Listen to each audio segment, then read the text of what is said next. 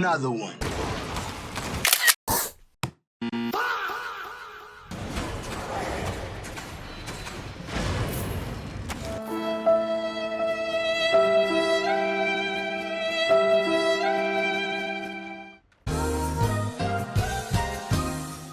This is Albion Online, but I'm taking the weapons I hate to the corrupted dungeons. Can you guess what I'm taking today? Correct! It's Bow of Badon, yeah! I just showed you a clip of it, there's no way you didn't know, right? This is what I'm taking. Take a picture if you have to. Super quick rundown of the abilities. For Hunter Hood, choose Retaliate. For Cleric Robe, pick Everlasting Spirit or Frost Shield. It's situational, I'll get to it. Select Rejuvenating Sprint for Demon Boots. For Cape, Food and Potion, CFP, take Third Foot Cape, Red Spring Eel Stew and Gigantify in that exact order. For your Q, select Multi-Shot, the first option, or Deadly Shot, the second option. W, choose Ray of Light, the first option, or the second option, Frost Shot. And for the passive, pick a Slow Poison, the first option. Don't worry, I'll explain in detail what these abilities actually do and how they work together right ahead. Now, let's talk about it. Well, our first matchup is against the Cursed Skull. Now, against Cursed staffs in general, you have the upper advantage because you have more range. As long as they don't go Cursed Beam, or no, not Cursed Beam, Armor Piercer, you have more range. So the whole point of having a bow is just stay back and hit him while they can't hit you. Now, your counters are gonna be people that have assassin shoes and brawlers in general, but against any casters and other bows, you're going to have a much easier time. Now, because he has Mercenary Jacket, I'm going to go Everlasting Spirit. Other than that, Frost Shield is better. So, since he's also a caster, you put your W on Ray of Light, you don't need Frost Shield. And for your Q, go Deadly Shot, because it has the most range. We can chip him down, he can't hit us. Going to keep doing that. Now we need to anticipate when he's going to use, combine your Ray of Light with your E. Your E deals a ton of damage, especially when you combine it with your W. Sometimes you can't do it and it's fine. I'll explain it later when you fight against Brawlers. But in this situation, as you can, he wasn't able to cast whatever he wanted to cast. I guess he wanted to cast his E, but he got interrupted. Now he's gonna go Mercenary Jacket, immediate Everlasting Spirit. He doesn't stand a chance. He can't do anything. If you manage to hit your Everlasting Spirit when he's going to use his Mercenary Jacket, you will have the upper hand. Now he manages to get away a little bit. It's fine. Not a big deal. We can catch up. Because he's a cursed staff, he doesn't have that much mobility. We're a bow, we have a lot of range. And it doesn't matter that he has a Smuggler Cape with healing potions. It has no point for him. Because even though he can't regen 40% of his max HP, it's not going to affect anything. Why? Because we are able to completely negate the value he was going to get out of his Mercenary Jacket. And that is the only thing that actually matters. Not letting him to reset, hit him, does not stand a chance. He wasn't able to cast his full channel, his full W. We had our Cleric Robe back up and he just died. The same principle goes against fire staffs as well, especially when they go fire artillery, since you can just stop them mid-cast. It's just really funny than how they're going to struggle, and I will show it later. We're against the Battle Axe. Now, on builds that can counter you, mostly are Brawlers that bring Assassin Shoes or Knight's Boots.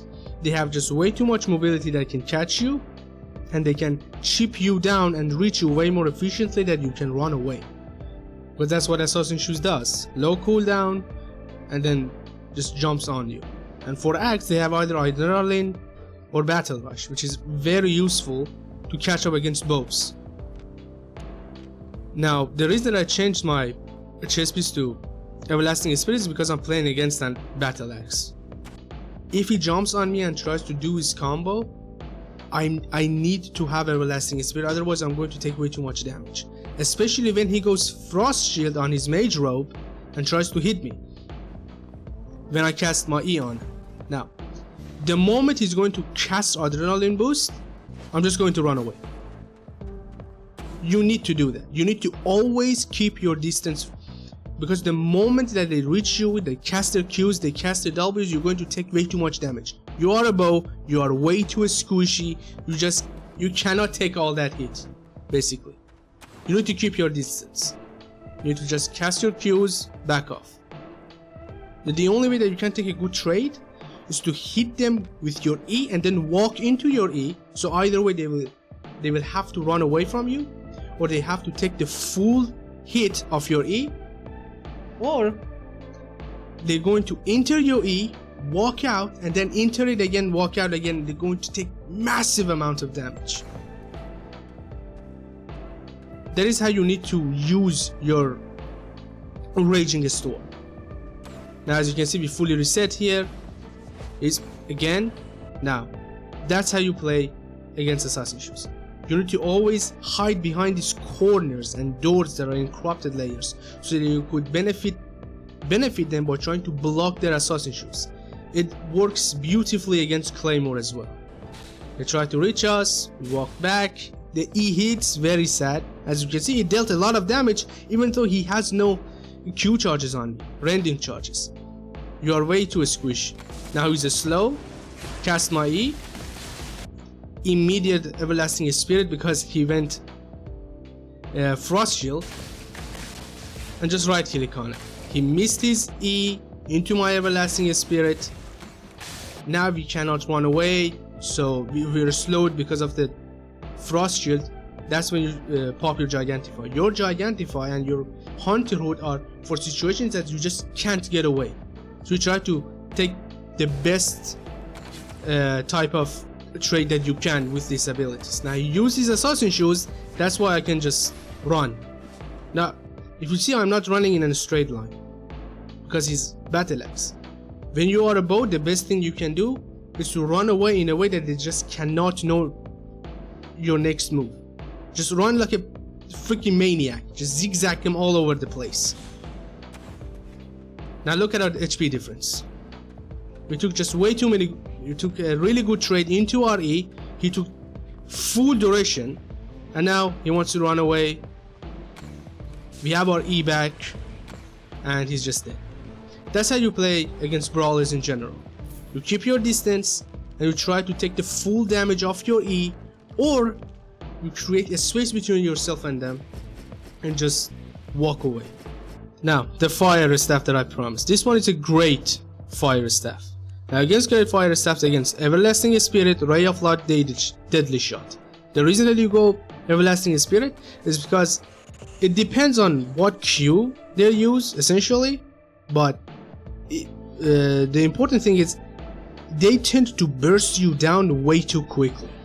And this is actually a great example because he also has Cultist Robe. And a lot of people, when they have, well, something that can stop the channeling, they tend to stop the Cultist Robe. But you cannot do that when you're a Bow of Badon against the Fire Staff or any other kind of build that uses Cultist Robe. You simply don't have enough damage to get them reached to that point. So the thing that you need to do is that you need to stop their Fire Artillery, their W, with your E. And they always tend to use it as soon as they make contact. Because he had Hunter Hood, I didn't use my Ray of Light. That is the only reason. He cannot return the damage of my E, so he's basically wasting his Hunter Hood.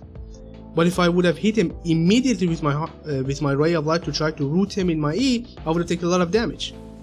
It comes from a point of experience. Now, Gigantify, again, they can deal a lot of damage to you. Don't wait for it. Now, he used Cultist Robe, but it's not going to matter because Cultist Robe may seem really strong, but it's only strong when they're like really far away and they're running away, they use it and then they re-engage into the fight. But if they use it right in front of you and you get to right click on them, it is not that effective. Especially, look at him, he's just running away. Now, you need to remember that the Fire Artillery has less cooldown than your E.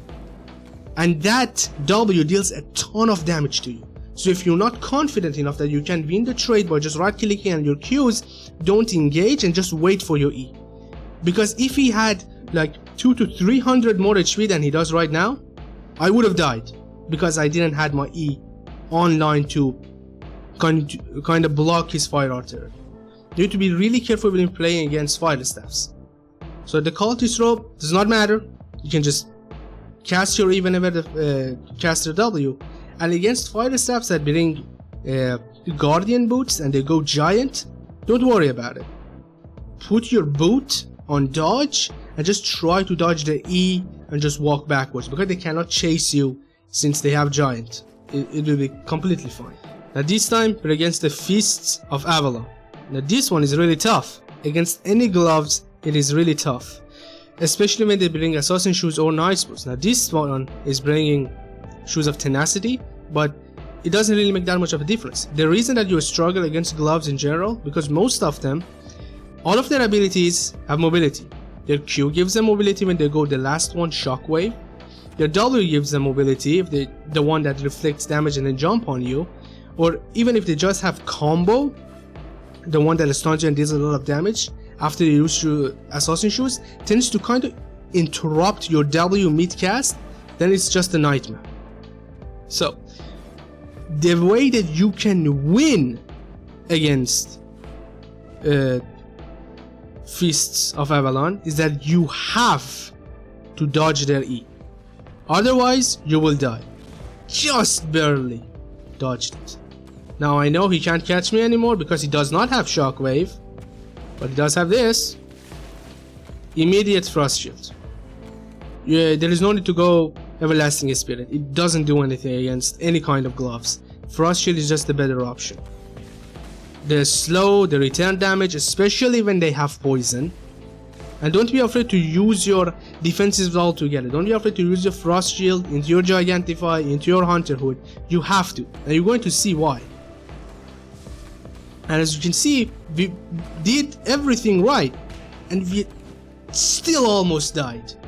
We dodged his E, we used our frost shield pretty well, we returned a lot of damage with our Hunter Hood, we used our Gigantify early, we hit our E, and he stayed in it for a very long time, we kept our distance for the most part, and we still almost died. He didn't even hit us with his E. Imagine if he hit us, we would have just died. It would have been that simple. It is one of the most difficult matches that you can go against, but one thing you need to remember, try to keep your distance as long as possible, and remember, if you get hit by the E, you're probably going to die. One thing you can do is to anticipate he's going to jump, use Gigantify early so that you wouldn't get thrown into the air, because Gigantify gives you immunity to force movement effects. That's one effective way to dodge it.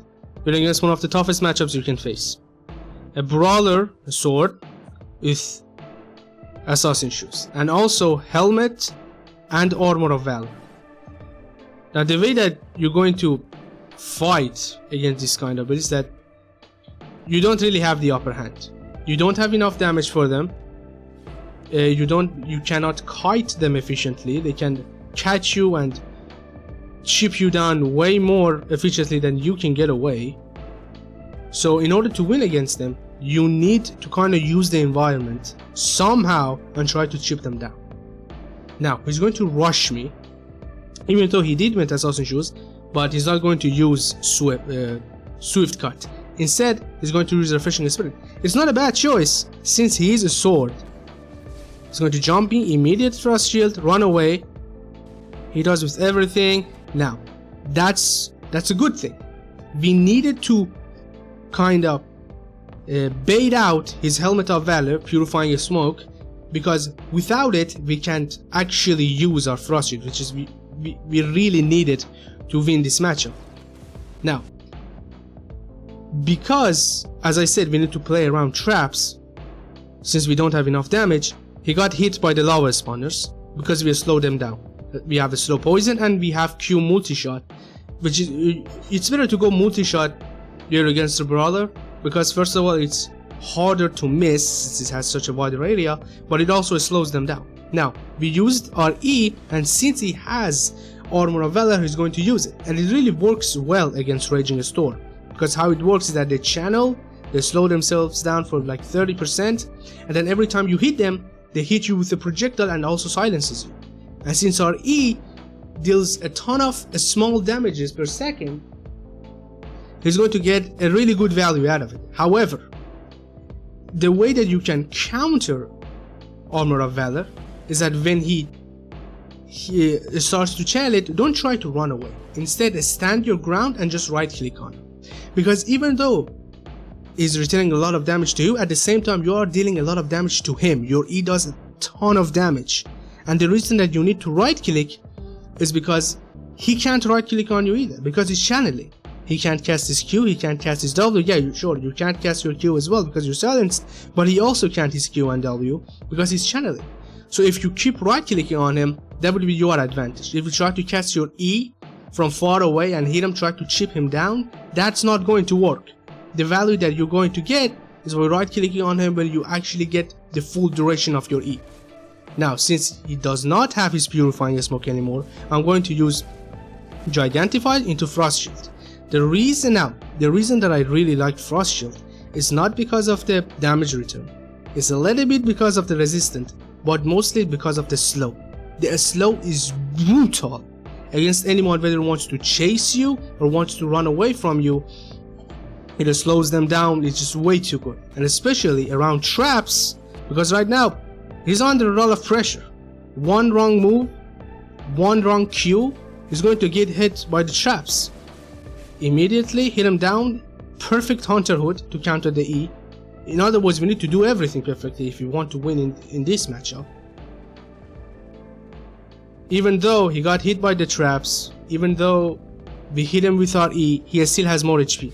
Now he's trying to run away, because well, he's afraid, obviously, since his set is very expensive.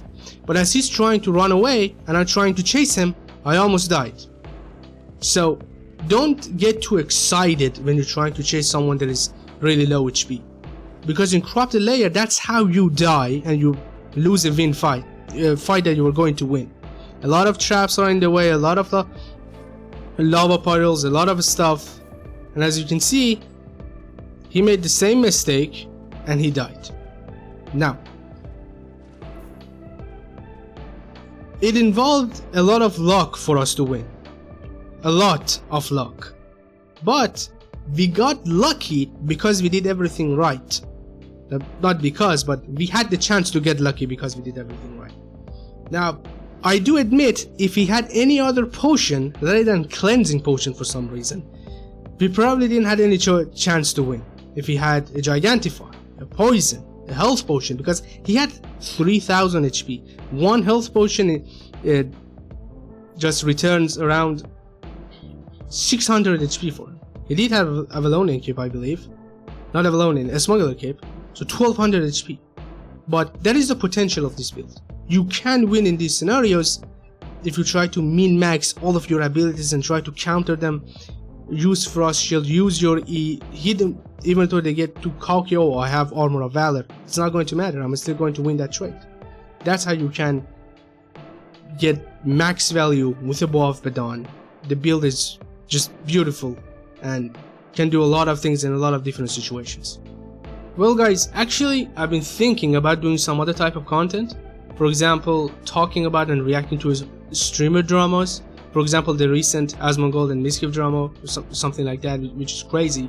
Or just play another game, let's say Dota or whatever. So if you guys think it's a good idea or you want to see this type of content, please comment down below and tell me how you feel. Or if you just have a whole other idea, some other game, or something that you want to see, please let me know down in the comment section. Now if you enjoyed this video, don't forget to like, comment and subscribe and turn on the notification for future videos. See you next time. Peace out.